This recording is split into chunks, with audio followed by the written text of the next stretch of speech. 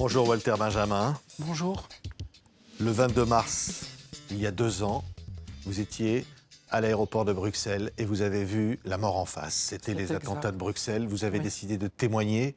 Une vie après l'attentat, 7h58 ce jour-là. Où étiez-vous? Que faisiez-vous? Ce jour-là, j'étais dans le hall des départs de l'aéroport, prêt à faire mon check-in pour aller voir ma fille en Israël. Et il y a eu une première explosion dans le premier terminal. J'ai cru qu'en fait, c'était quelqu'un qui jouait avec un pétard. Mais en fait, non. C'était un terroriste qui venait de se faire sauter avec une ceinture d'explosifs et une valise.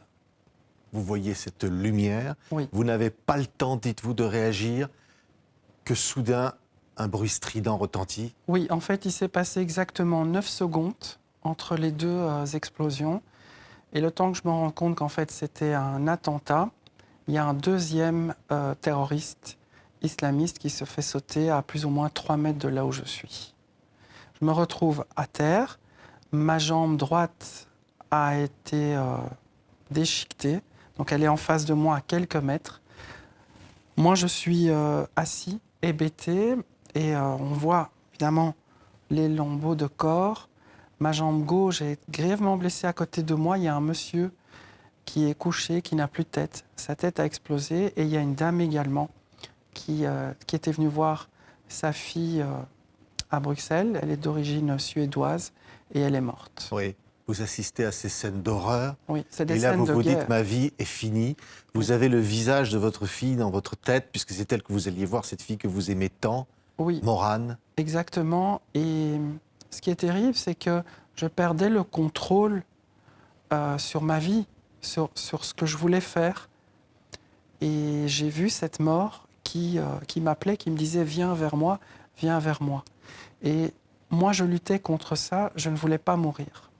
Et quelques minutes après, il y a un homme qui travaille à l'aéroport, Hassan, qui est un technicien, qui est venu me secourir le temps qu'un militaire vienne 20 minutes après. Il faut savoir aussi que les secours ont été très lents. Les premiers secours sont entrés dans le terminal, il était déjà 8h35. Oui. J'ai cru que je rêvais parce que le temps, on n'a plus la notion de temps, mais en fait, tout ça s'est avéré vrai ensuite. Oui. Hassan, c'est un prénom que vous n'oublierez jamais. Non, c'est un prénom que je n'oublierai jamais parce que cet homme a tout fait pour que je reste éveillé le temps que les secours arrivent. Mais ensuite, il aurait pu partir parce qu'il m'a donné son téléphone pour appeler ma maman. J'ai demandé à ce qu'elle appelle mon ex-femme en Israël, qu'on protège la petite. Parce que la petite se faisait un plaisir, elle allait être heureuse de voir son papa, mais en fait, son papa n'allait jamais arriver. Et cet homme aurait pu partir, et en fait, il est resté. Mais ensuite, il a aidé un des pompiers à me transporter vers la sortie de l'hôpital, du terminal, pardon. Et à l'hôpital, il est venu chaque jour me voir durant mon hospitalisation. Oui. C'est une histoire d'amitié qui va naître. C'est une histoire d'amitié, Incroyable histoire. Oui. C'est aussi la preuve que dans des événements pareils, eh bien, il y a des choses extraordinaires qui peuvent en ressortir. Vous vous retrouvez donc à l'hôpital, Oui. avec une jambe en moins, Oui. une autre trouée, on peut le dire. Oui, il y avait un gros trou dans la jambe parce qu'on ne voyait plus que l'os. Il y a des clous qui ont pénétré dans la jambe. Et durant 2 mois, eh bien, le dilemme, c'était est-ce qu'on allait pouvoir sauver cette jambe? Vous faites une interview à ce moment-là, Oui. et vous dites dans cette interview, il y a 99,99999% de la population musulmane qui sont des gens formidables. Oui, et je le pense, et aujourd'hui je le maintiens encore, parce que nous avons en Belgique une communauté de 700 à 800 000 personnes d'origine musulmane, principalement du Maroc.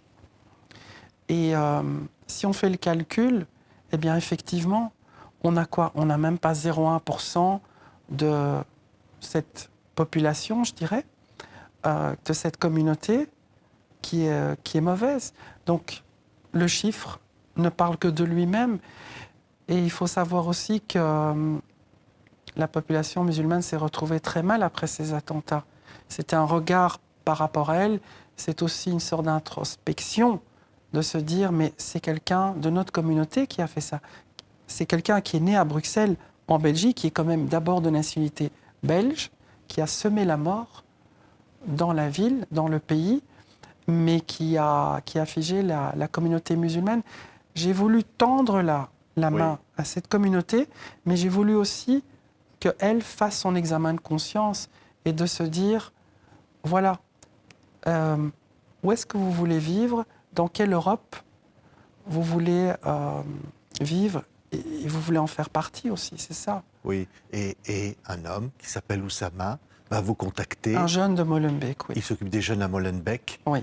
Et il est touché par ce message que vous avez envoyé à l'égard de la communauté musulmane, et vous allez également devenir amis. Exactement. Parce qu'au fond, derrière cela, il y a d'incroyables histoires d'amitié. Un jour, un journaliste vous dira, à propos de votre amitié avec Hassan, comment, vous, le juif, vous pouvez être ami avec lui, le musulman. Oui, en fait, le journaliste a dit, mais comment vous pouvez être amis, vous êtes juif, lui, il est musulman. Et Hassan et moi, on s'est regardés, et surtout, Hassan, après, a été très fâché. Il ne faut pas oublier non plus qu'au Maroc, il y a une longue tradition entre les musulmans et les juifs.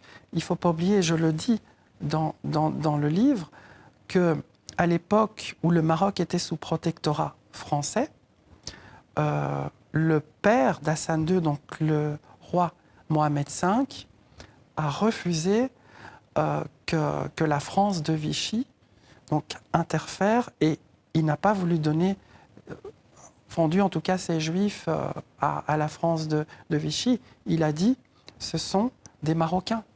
Il ne faut pas oublier ça. Donc c'est vraiment différent encore de ce qui se passe en France.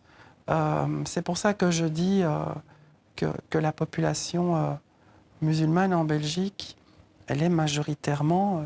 ce sont des gens qui sont bien, moi je les appelle des bourgeois, parce qu'ils ont leur maison, leur voiture, leur business.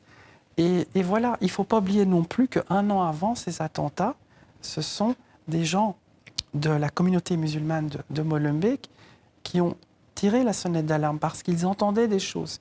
Ils les ont reportées, on ne les a pas écoutées. Oui. Ensuite, ce sont des policiers belges de confession musulmane qui ont prévenu leurs supérieurs. On ne les a pas écoutés. Dans ce livre, vous racontez évidemment la rééducation, oui. l'hôpital. Oui. Vous dites aussi combien vous auriez aimé que le Premier ministre belge vienne vous voir et qu'il ne viendra jamais. Il l'avait promis effectivement sur une chaîne belge. Il n'est jamais venu.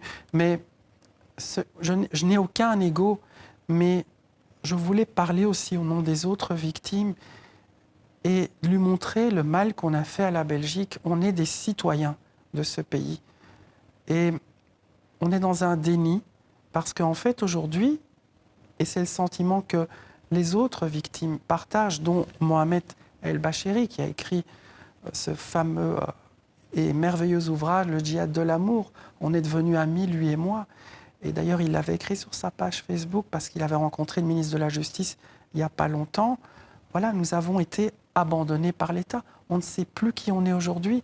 Et personne ne s'occupe de savoir mais ce qu'on va devenir demain. Parce qu'il y a aussi l'après-attentat. Oui. Que vont devenir les victimes des attentats?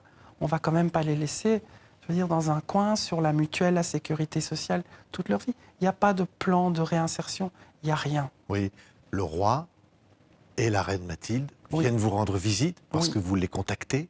Et vous dites au roi, je vous cite, « Je pense qu'il est temps que vous attrapiez les politiciens par la peau du cul ». Oui, exactement. Vous dites ça au roi? Oui, effectivement, parce que d'abord, il faut savoir que j'avais écrit sur ma page Facebook que je souhaitais voir le roi et il a entendu mon appel.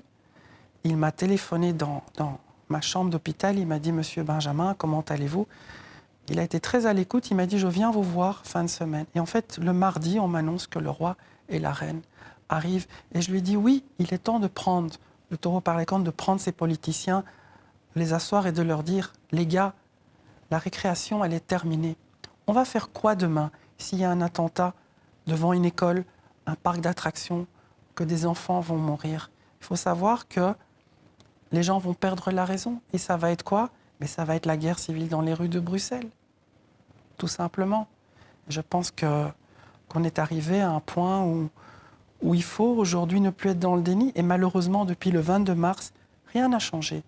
Ni dans les écoles à Molenbeek, ni dans la rue à Molenbeek, ni au niveau de la sécurité. Aujourd'hui, ils ont beau dire, mais à Bruxelles Airport, la sécurité, c'est zéro. C'est un aéroport qui est très dangereux.